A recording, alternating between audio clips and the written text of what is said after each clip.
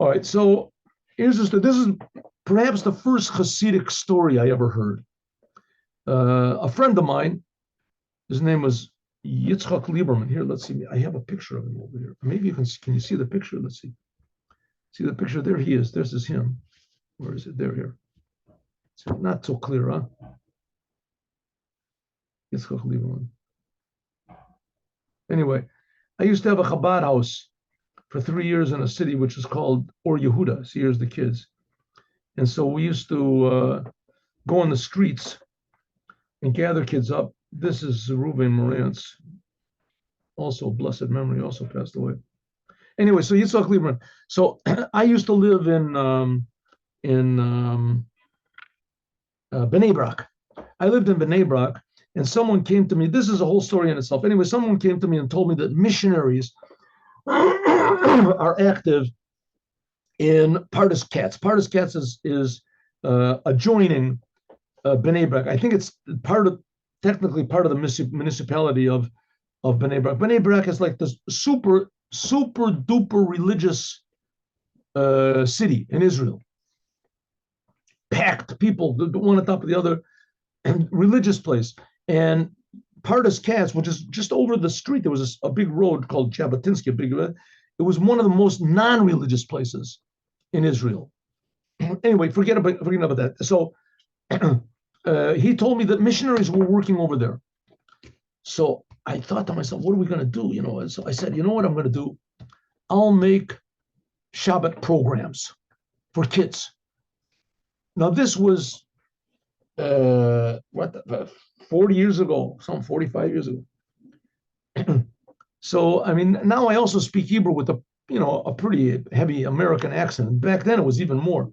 So I figured I got to bring somebody who will tell stories to these kids. How am I going to find a story? So I had a friend, and his name was Yitzchak Lieberman. That's the fellow. He just passed away. He passed away just a few days ago. The last Friday, he passed away. Sick for a long time. Anyway, I used to visit him almost every day at the end. So it's Yitzchak Lieberman. So I talked to him somehow or other. I got it out of him or whatever that he could tell stories.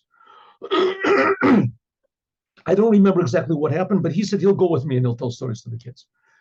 And so I took advice from some people, and they told me, you want to do it, you have to. So we went to a synagogue, and we got permission to do it.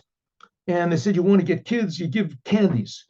Go through the streets and say candy. So I went to the streets. I put the candies there beforehand. I said, whoever wants to have candies, come to the synagogue, and we give candies. And a lot of kids came. So he told the story. And I figured, okay, I'll tell stories. I'll say a few sentences, we'll say Shema Yisrael with the kids.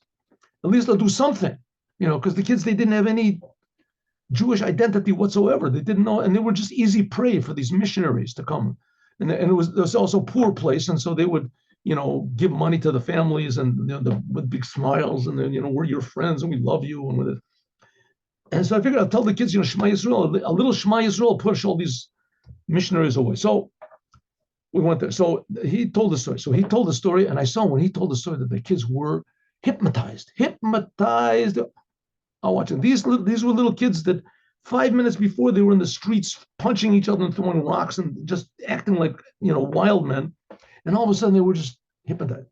So he taught me how to tell stories, really. I watched him tell the stories, and he told me, from him I learned. Now I tell stories to the kids. Every Friday I tell stories to the kids, and stories. I love to tell stories. But I learned it all from him, Yitzhak Lieberman. So now I'm going to tell you the first story that I heard from him. Known Baal Shem Tov story. Once upon a time, there used to be in Poland and these other places, there were what's called pogroms. Pogroms were that the non-Jews, especially they were instigated by the church, they would take out their wrath or their frustration in life on the Jews. The Jews insisted on being Jews, and the Jews insisted on not accepting the other religions of the people around them, which, the Christianity is pretty stupid anyway. So they didn't accept that. And so they wouldn't accept it. So anytime there was problems, and because their religion is a religion of, fear and guilt and all this stuff anyway, so they're always feeling bad anyway. So anytime there was any sort of a problem, or anytime the government was in trouble. So they would blame it on the Jews, and people would take out their ire on the Jews. Okay. So there was a big pogrom, and the non-Jews were going through the cities and killing people. This is all. The famous one was from Khmelnytsky, which was that, but that was in the Ukraine. I guess this could be that this was an offshoot of that, because the Baal Shem Tov was also in the Ukraine. Anyway, so there was a couple that they were running away from the murderers, the Gentiles that were coming and murdering every Jew that they could find, and they had a little baby with them. A little baby. The woman had just given birth like a couple weeks earlier, and they realized that they couldn't run away and carry the baby at the same time. First of all, the baby was crying, and it would reveal where they were hiding. And not only that, they had to provide for the baby. They left their home. They didn't have anything. So they took the baby and wrapped it up and put it in a basket or something and put it at the doorstep of Gentiles. They didn't know whose house. They figured, we'll see what happens is better, but with them, it would be certain death. They were pretty sure that they were going to get killed themselves. At least maybe the child had a chance. So sure enough, the murderers didn't ignore the baby. They ran after them, and the baby was alone. They woke up in the morning. It happens to be who lived in the house. Who were the Gentiles that lived in the house? An old woodcutter and his wife.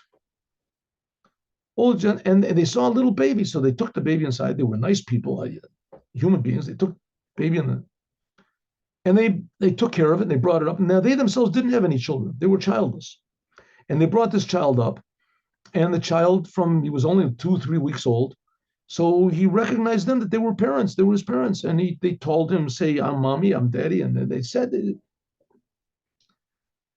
so the child grew up, and he was strong, he was intelligent.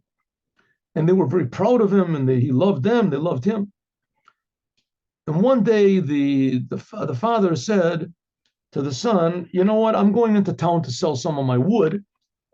I'll take you with me. The child was like, 12, 13, 14. I'll take you with me. Come into the sin.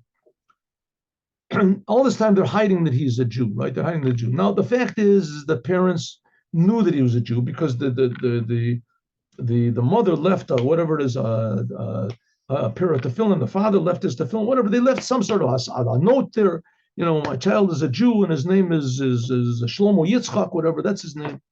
And they ran away. The parents ran away. So now they have this child, and the child grows up, and he doesn't know he's a Jew. And the parents do, but they keep it from him because it's not important anyway. And not only that, being a Jew is a curse. You get killed. You're a Jew, you get killed. You get run over and pursued. So the father takes the kid into. It happens to be that the day that the father takes the son, his boy, into the town, it happens to be that it's Rosh Hashanah. Rosh Hashanah. Now, Rosh Hashanah is the New Year's Day of the Jewish people. It's also it's called the beginning of the 10 days of judgment. And all the Jews go to synagogue and they pray for the whole world, that it should be good for the world, that God should make a good blessing for the whole world, bless the world. And all the Jews. And it's a very sort of a serious day. So they're going into the town. They get there early in the morning.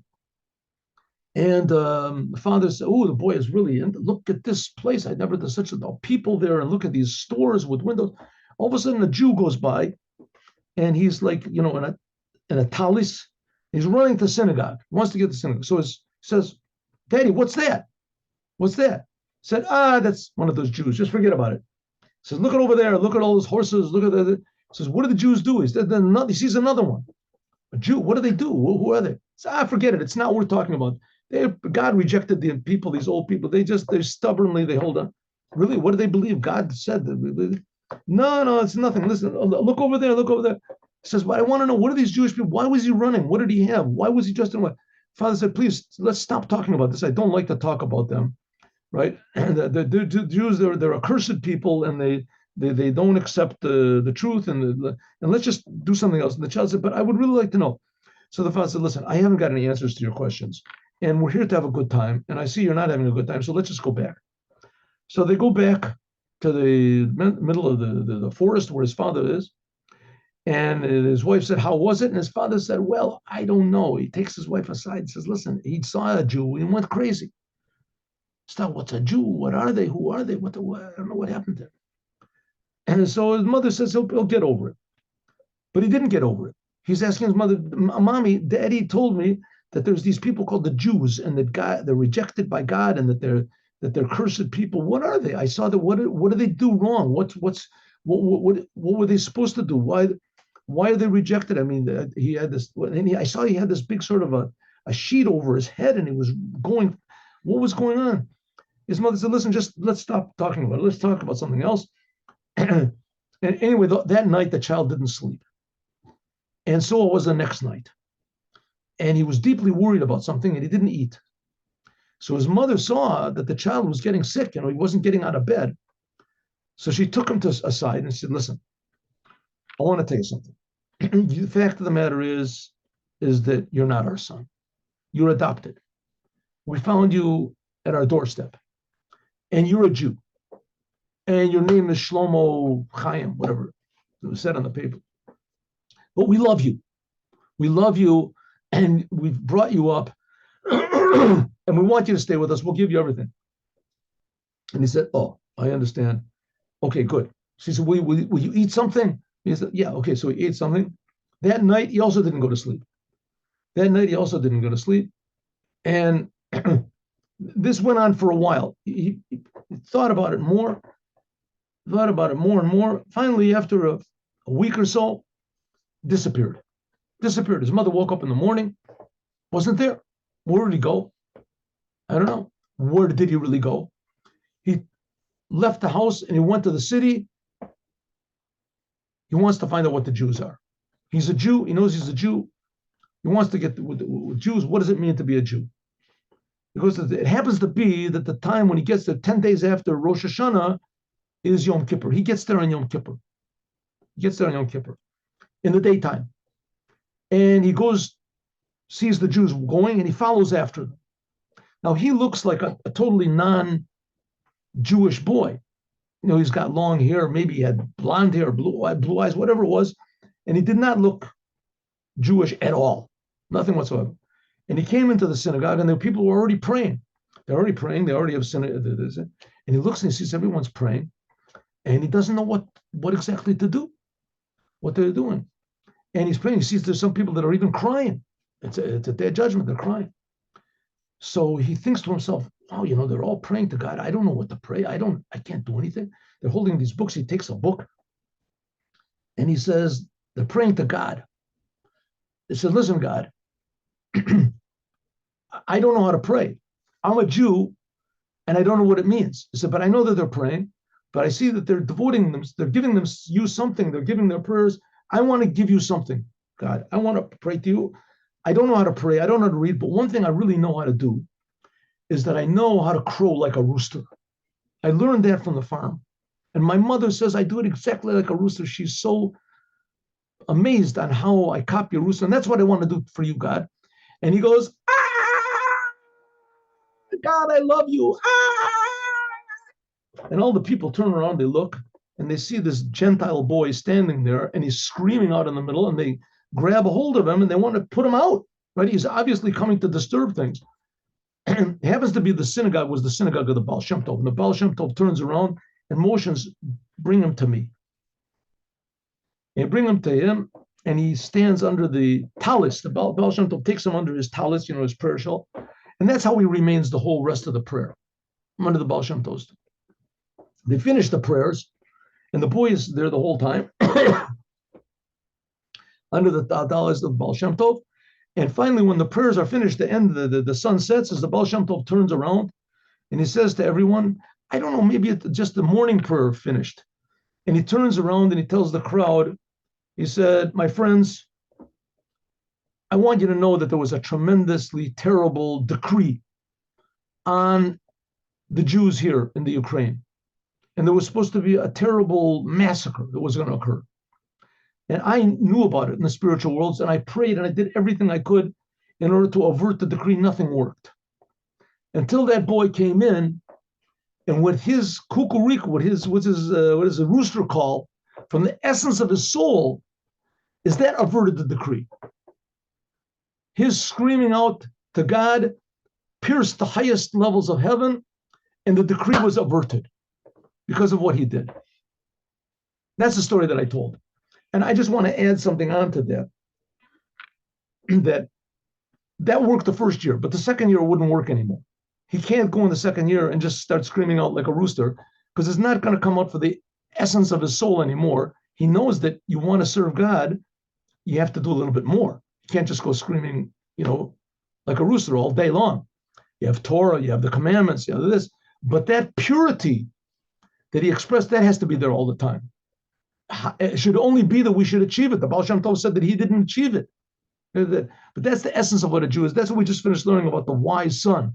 The essence of Judaism, the connection to God, that should be the fire that's inside. That's the story that I heard from Yitzchak Lieberman of blessed memory 40 years ago that got me started saying stories.